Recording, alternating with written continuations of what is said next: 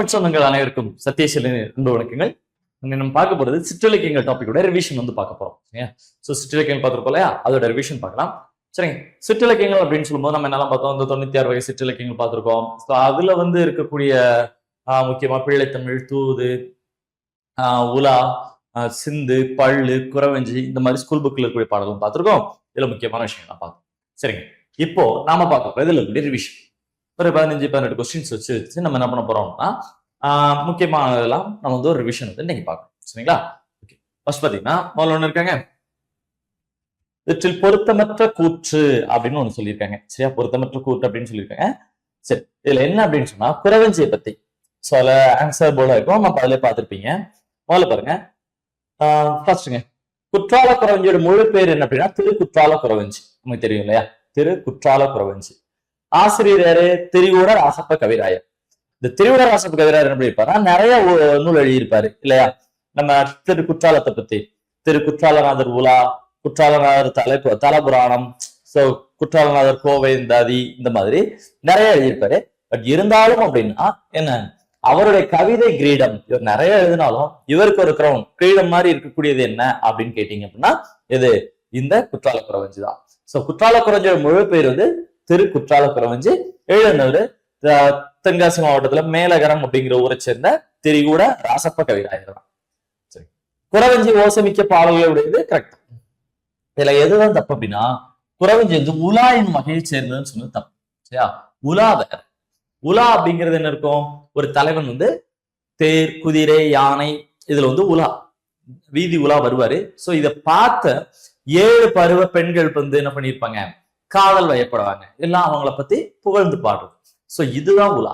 ஆனா குறவஞ்சி எப்படி இருக்குங்க, குறவஞ்சி வந்து காதல் வயப்பட்ட ஒரு தலைவன் நினைச்சு இருக்கும்போது ஒரு குறத்தி பெண் என்ன பண்ணுவாங்க, குறி சொல்ல போறாங்க, அந்த தலைவிக்கு குறி சொல்ல போறாங்க.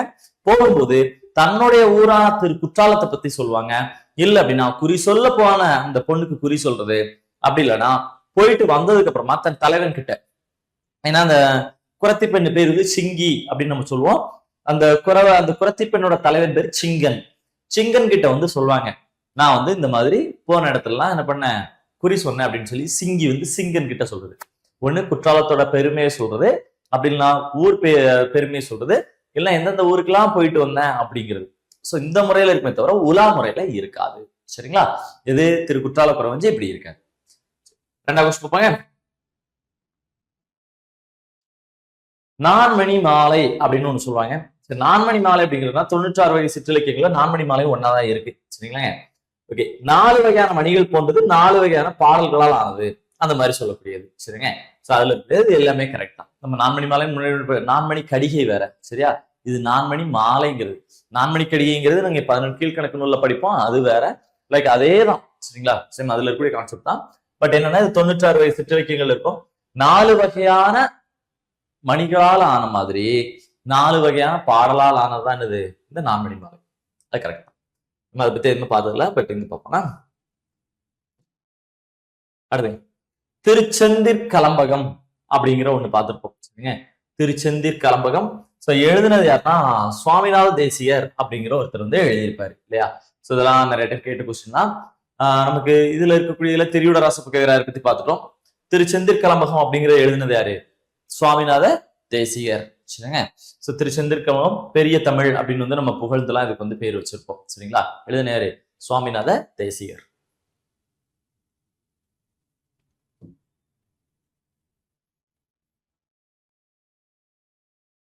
ஓகே, அம்மானை அப்படின்னா என்னன்னு கேட்டு இந்த கொஸ்டின் கொஞ்சம் டீட்டெயிலா பார்ப்போம்னா, அம்மானை அப்படின்னு சொல்லும்போது என்ன அப்படின்னு சொன்னா, அம்மானை வந்து 96 வகை இலக்கியங்களுள் ஒன்று.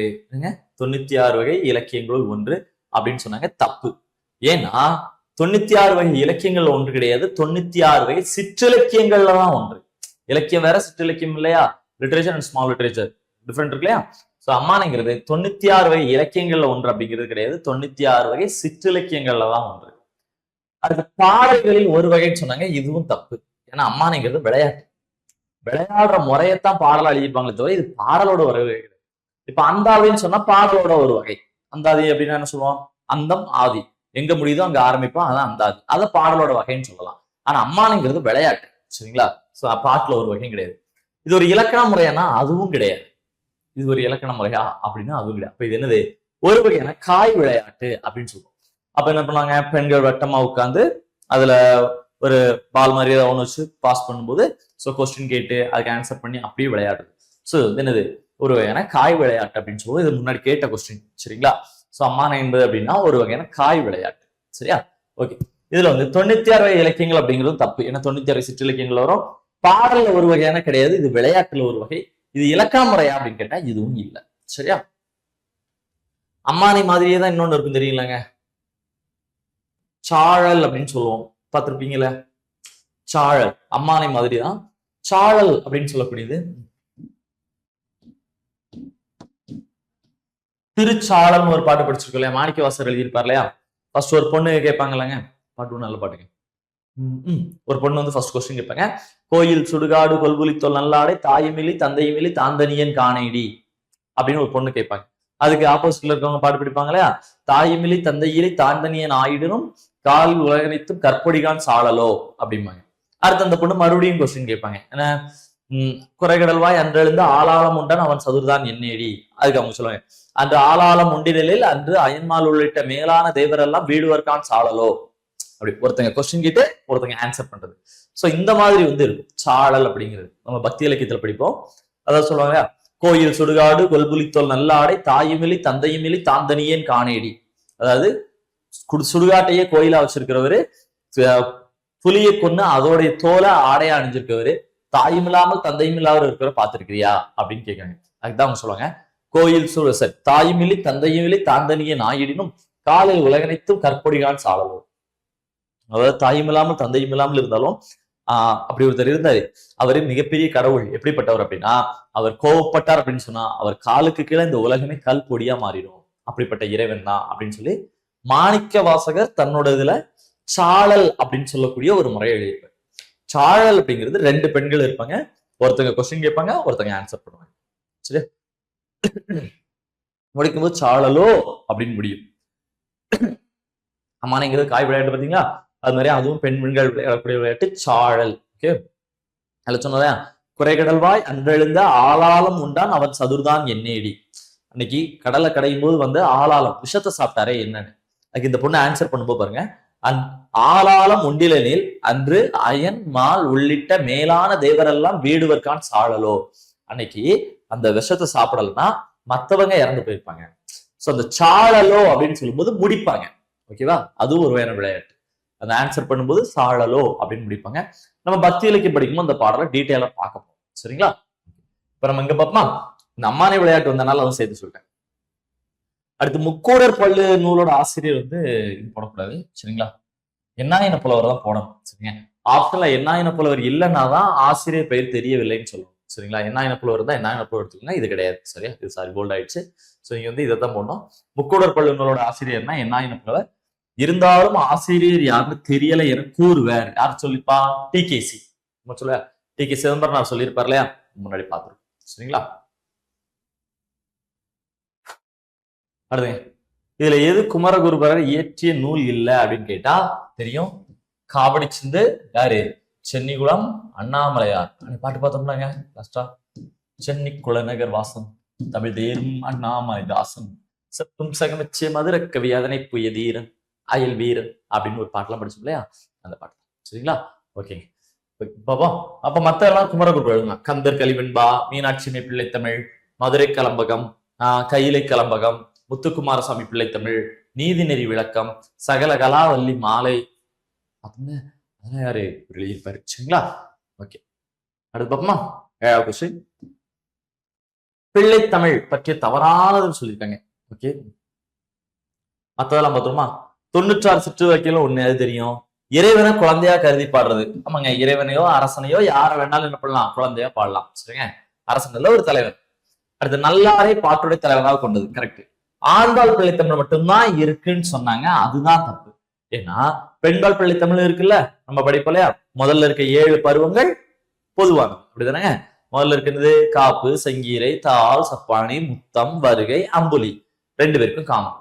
பெண்பால் பிள்ளைத்தமிழ் வரும்போது கழங்கு, அம்மானை, ஊசல். ஆண்பால் பிள்ளைத்தமிழா இருந்தா சிற்றில், சிறுவரை, சிறுதேன். ஓகேவா, நம்ம பார்த்தோம்ல. சோ அப்போ வந்து என்ன இருக்கு, 2 பேருக்குமே பாடப்படும், ஆண்பால் பிள்ளை தமிழ் மட்டும்தான் அப்படின்னு கிடையாது. எப்பதான் பாடக்கூடாதுன்னு சொன்னோம், அரசரா முடிசூட்டினதுக்கு அப்புறம் தான் பாடக்கூடாது. சரிங்களா, மற்றபடி இதுல பாடலாம். ஓகே, நம்ம பார்த்துருக்கோம். ஓகேவாங்க. சரி, நான் ஒரு விஷயம் கமெண்ட் பண்ணிருக்கேன். என்ன அப்படின்னா, பிள்ளைத்தமிழ்ல 10 பருவங்கள்ல எந்த பருவம் பாடுறது கஷ்டம்னு கேட்டு ஞாபகம் சொல்லிருக்கேன். சரி, பிள்ளைத்தமிழ்ல 10 பருவத்துல எது பாடுறது கஷ்டமா இருக்கும்? ஓகே, முத்தொள்ளாயிரத்தில் இந்த வேந்தனை பற்றிய பாடல் இடம்பெறவில்லை. யாரு யாரு யாரை பத்தி சொல்லல அப்படின்னா, பல்லவரை பத்தி சொல்லிருக்க மாட்டேன். சரிங்க, அதுல அந்த பாட்டு படிச்சு போலாங்க. முத்தொள்ளாயிரத்துல அழகான பாட்டு இருக்கு. முத்தொள்ளாயிரத்துல இந்த நீதிநூல் வடிகளோடு இல்ல இடையில சேர்த்து வச்சிருக்கோம் ஒரு கொஸ்டின். முத்தொள்ளாயிரத்துல நம்ம இடையில கூட கிளாஸ்ல வந்து இந்த பாட்டு சொன்னோம். நல்ல பாட்டுங்க. அள்ளல் பழனத்து அரக்காம்பல் வாயவிழ வெள்ளம் தீப்பட்டது என வெறி புள்ளினம் தம் கைச்சகால் பாப்பொடுக்கும் நச்சிலைவேல் கோக்கோதை நாடு அப்படின்னு ஒண்ணு படிச்சோங்க. அவன் இருக்கா? அந்த ஒரு பாட்டு வந்து பார்த்துப்போம். ஒரு குளத்துல செங்காந்தல் மலர்கள் பூத்திருக்கும். அதோட நிழல் வந்து எதுல படுது, அதோட கலர் வந்து எதுல ரிஃப்ளெக்ட் ஆகுதுன்னா தண்ணியில. இப்போ தண்ணி ஃபுல்லா சிகப்பா இருக்கா, தண்ணி ஃபுல்லா சிகப்பா இருக்கு. அங்க இருக்கக்கூடிய பூக்களை பார்த்தா தீச்சுடர் மாதிரி இருக்கு. இதை பார்த்தா அந்த குளத்துல இருக்க பறவைகள் தன்னோட கை சிறகு, அதாவது சிறகால குஞ்சுகள் எல்லாம் என்ன பண்ணுது, அப்படியே பாதுகாப்பா வச்சுக்குது. சோ இது வந்து ஒரு புலவர் சொல்றாரு. அதாவது என்ன, அந்த பூவை பார்த்தோம்னா நெருப்புன்னு நினைச்சு பயந்துருச்சுன்னு தன்னோட கற்பனையை ஏற்றி சொல்றாரு. எப்பவுமே இந்த பறவைகள் எல்லாமே தன் குஞ்சுகள் வந்து இப்படி மறைச்சுதான் வச்சிருக்கோம். சோ அப்போ இதை பார்த்து என்ன சொல்லலாம், அந்த அரக்க ஆம்பல் சிகப்பு கலர்ல இருக்கக்கூடிய ஆம்பல் மலர்களை பார்த்துதான் பயந்து போய் இது இப்படி பண்ணிச்சு அப்படின்னு சொல்லி தன்னோட கற்பனையை ஏற்றி சொல்லியிருப்பாரு. சோ அந்த பாட்டுல வந்து சேரனை சொல்லுவாரு. அடுத்த ஒரு பாட்டுல சோழனை சொல்லுவாரு. வைக்கோல் போரையும், அதாவது ஏற்களத்தையும் போர்க்களத்தையும் சொல்லுவாரு. சரிங்களா, அதாவது வைக்கோல் போர் மேல ஏறி நின்று நாவலோ அப்படின்னு சொல்லிட்டு யார் கத்துறா அப்படின்னு சொன்னா ஒரு விவசாயி. இது பார்க்க எப்படி இருக்குன்னா, போர்க்களத்துல யானை மேல ஏறி நின்று கத்துற மாதிரி இருக்கு. அப்படி ஒரு பாட்டு இருக்கும். சரிங்களா, ஏற்களத்தையும் போர்க்களத்தையும் சொல்லியிருப்பாங்க சோழ நாட்டுல. ஏற்களம் போர்க்களம்.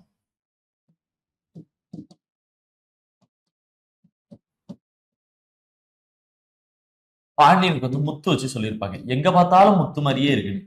சரிங்க, பாண்டிய நாட்டுல வந்து எங்க பார்த்தாலும், அதாவது என்ன சொல்றது, சங்குகள் எங்க பார்த்தாலும் முட்டை போட்டு வச்சிருக்குது. அதை பார்த்தாலும் முத்து மாதிரி இருக்கு. கடல்லையும் முத்துக்கள் இருக்கு. புன்னை மரத்தோட மொட்டுகள் கீழே விழுந்திருக்கு. அதை பார்த்தாலும் முத்து மாதிரி இருக்கு. சோ எங்க பார்த்தாலும் முத்துக்களா இருக்கிறது பாண்டிய நாடுன்னு சொல்லியிருப்பாங்க. முத்தொள்ளாயிரத்துல சேர சோழ பாண்டியரை சொல்லியிருப்பாங்க, பல்லவனை சொல்லியிருக்க மாட்டாங்க. சரிங்களா, அடுத்த விஷயம் இருக்கு. ஆசிரியர் பேர் புகழேந்தி புலவர் அப்படின்னாங்க, கிடையாது. ஆசிரியர் பேர் தெரியல. சரிங்க, சோ மத்த எல்லாமே நம்ம இப்ப பார்த்தோம்ல, அதான் இப்ப அதுல சொல்லிட்டேன், அதான் அதுல இருக்கு. சரியா, வரல 10வது வருஷம் பார்ப்போமா. கலிங்கத்து பரணி பத்தி தப்புல என்னங்க அப்படின்னா, 96 வயசு சிற்றிலக்கியங்கள் ஒண்ணு ரைட்டு. 599 தாளிசைகள் இருக்கும். நம்ம பார்த்தோம்ல, களி தாளிசை எல்லாம் பாடுவாங்க. இது களி தாளிசை அப்படிங்கறதெல்லாம் பாடுவாங்க. பரணி இலக்கியத்துல முதல் நூல் கலிங்கத்து பரணி தான். பரணி இலக்கியத்துல முதல் நூல். கலிங்க நாட்டோட வெற்றியை சொல்லுதுன்னா இல்ல. எப்பவுமே பரணி என்ன சொல்லும், தோற்ற நாட்டோட பேர்ல பாடும். இப்ப கலிங்கத்து பரணினா கலிங்க நாட்டு மன்னன் தோல்வி அடைஞ்சிருக்காரு. ஜெயிச்சது யாரு அப்படின்னு கேட்டா, குலோத்துங்க சோழனுடைய படைத்தளபதியான கருணாகர தொண்டை மன்னன் ஜெயிச்சிருப்பாரு இல்லையா. கருணாகர தொண்டை மன்ன பத்தி தான் இதுல பாடியிருப்பாங்களே தவிர கலிங்க நாட்டோட வெற்றியை பாடல. ஏன்னா கலிங்க நாடு தோத்து போச்சு. சரியா, நம்ம பார்த்தோம்ல. சோ கலிங்க நாடு அப்படிங்கும்போது தோற்று போன நாட்டோட பேர்ல பாடுறதா இது இந்த கலிங்கத்து பரணி. புத பரணினாலே என்னது, 1000 யானைகளை கொன்ற வீரனுக்கு பாடுறது பரணி. அதே நேரத்துல தோற்ற நாட்டோட பேர்ல பாடுவாங்க, உள்ள சிறப்பிச்சு சொல்றது ஜெயிச்ச மன்னரை, ஜெயிச்ச வீரனை. சோ அப்ப கலிங்க நாடு வந்து தோத்து இருக்கும், கருணாகர தொண்டைமான் ஜெயிச்சிருப்பாரு. சோழ நாட்டு தளபதியான கருணாகர தொண்டைமான பத்தி உள்ள சிறப்பா சொல்லியிருப்பாங்க. சரியா, ரைட்டா, ஓகே. எனக்கு பிடித்த விருப்பமான இலக்கியம் ஒன்று என்றால் அது கலிங்கத்து பரணி. சொன்னது அறிஞர் அண்ணா, நம்ம அன்னைக்கு பார்த்தோம். அதுல நோட்ல இருக்காது, பட் இந்த பிடிஎஃப்ல இருக்காது. பட் நம்ம கிளாஸ் வந்து சொல்லியிருந்தோம். சரியா, அண்ணா வந்து சொல்லியிருப்பாரு. இதுவும் கேட்ட கொஸ்டின் தாங்க. அதாவது எனக்கு விருப்பமான ஒரு இலக்கியம் இருக்கு அப்படின்னு சொன்னா அது கலிங்கத்து பரணி அப்படின்னு சொன்னவர் யாரு, அறிஞர் அண்ணா சொல்லியிருப்பாரு. சரிங்க,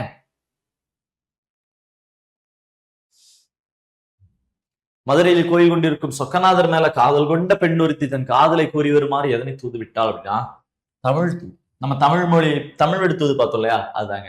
மதுரை சொக்கநாதர் மேல, அதாவது தமிழ் விடுத்தூதை எழுதின புலவர் எப்படின்னா தன்னை ஒரு பெண்ணாக கற்பனை பண்ணி தமிழ் விடுத்தூத எழுதின அந்த புலவர் வந்து, ஏன்னா ஆசிரியர் பேர் தெரியாது இல்லையா, தன்னை ஒரு பெண்ணாக கற்பனை பண்ணிக்கிட்டு சொக்கநாதர் மேல, மதுரையில இருக்கக்கூடிய சொக்கநாதர் மேல என்ன பண்றாங்க, தமிழை தூது அனுப்புறாங்க.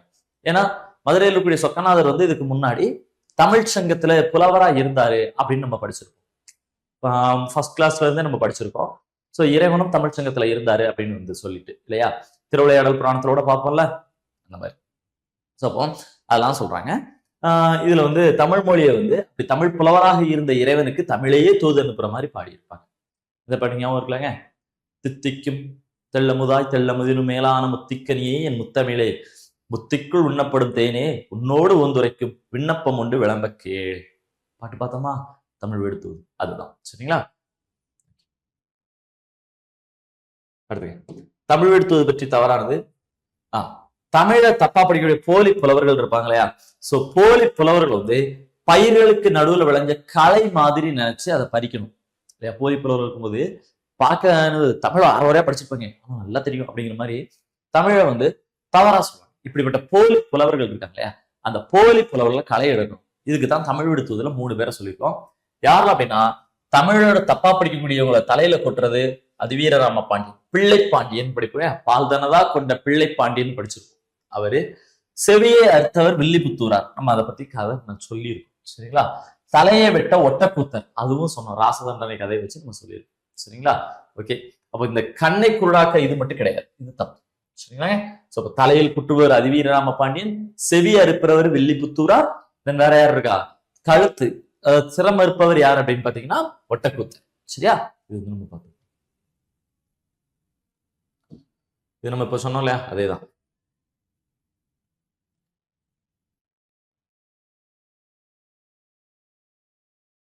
சரி, கலிங்கத்து பறவைல எவன் வாய் வந்து வெந்து உலர்ந்து விட்டதாக சொல்லியிருக்கா.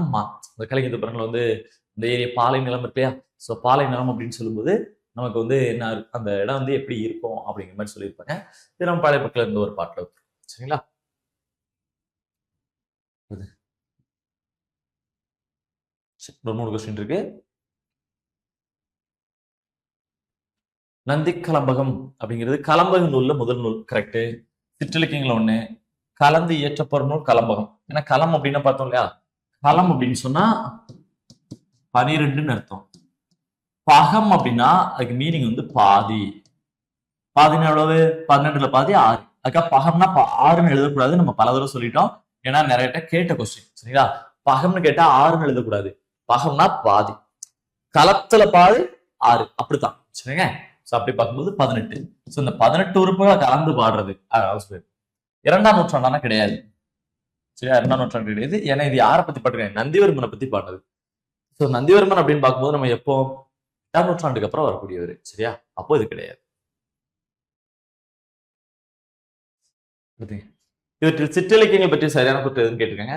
வடமொழியில வந்து இதை வந்து பிரபந்தங்கள்னு சொல்லுவோம். பிரபந்தம் அப்படின்னா மீனிங் என்ன பார்த்தோம், நன்கு கட்டப்பட்டது.